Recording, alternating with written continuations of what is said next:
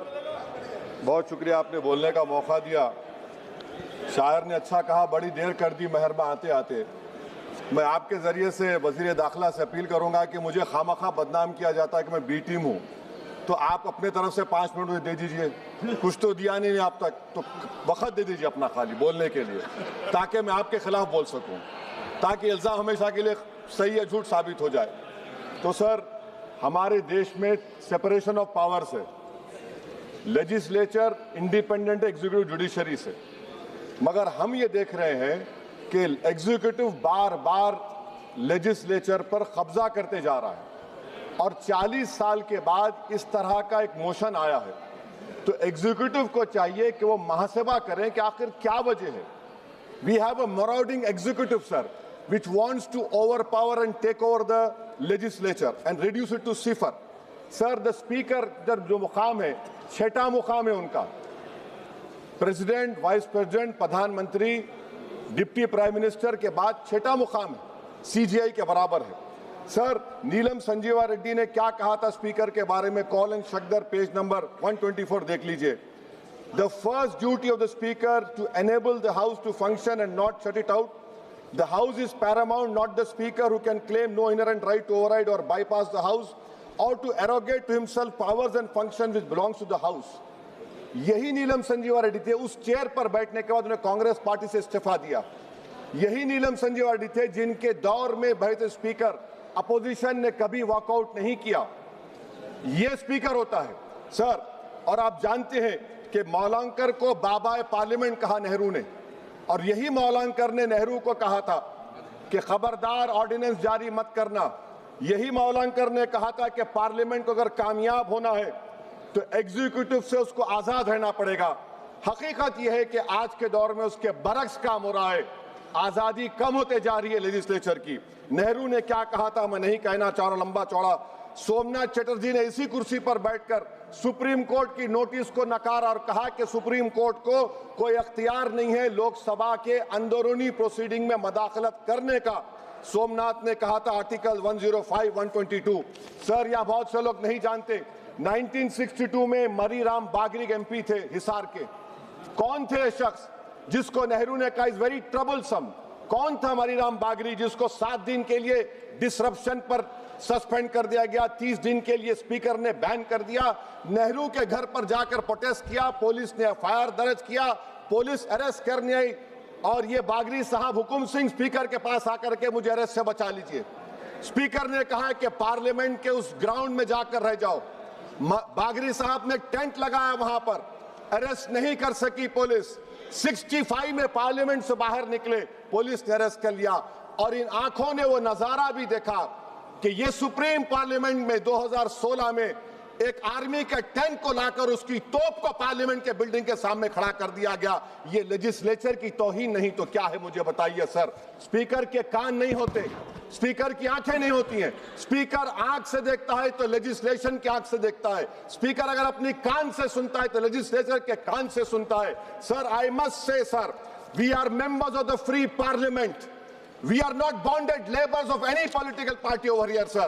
Let me also tell you, sir, a muted parliament is as much danger to parliament democracy as executive authoritarianism, which is present reality. Sir, Speaker is answerable to us. The government is answerable to all of us. That is the law which has been put forward, sir. Sir, may I take this opportunity to say, I will give an example of how executive is interfering. The media knows that this government is going to bring in this session a bill on women reservation. We don't know. This house does not know. What is the dignity of this house? Please tell me, sir.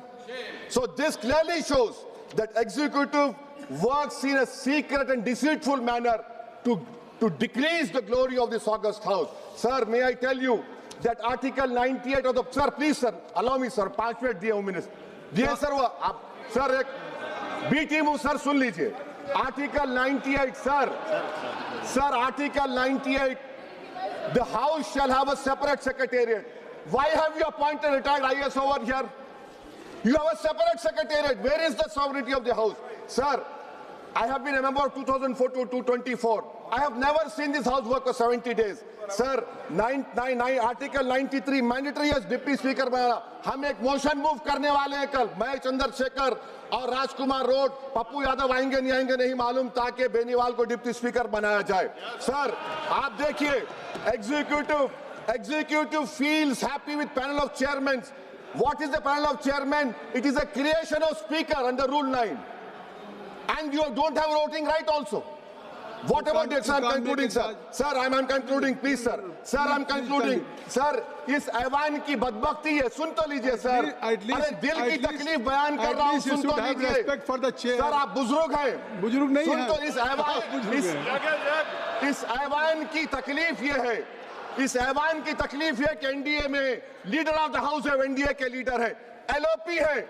सिर्फ अपने narrow block के हम कहां जाएंगे? काले बस्ते में गिर जाएंगे. सुनिए सर, हमको नहीं पूछा गया साइन करते वक्त. एलओपी कहते अपोजिशन यूनिटी के नाम पे हम गुलाम बन जाएंगे क्या? नहीं बनेंगे गुलाम. वाइस प्रेसिडेंट का इलेक्शन आपने नहीं पूछा हमको.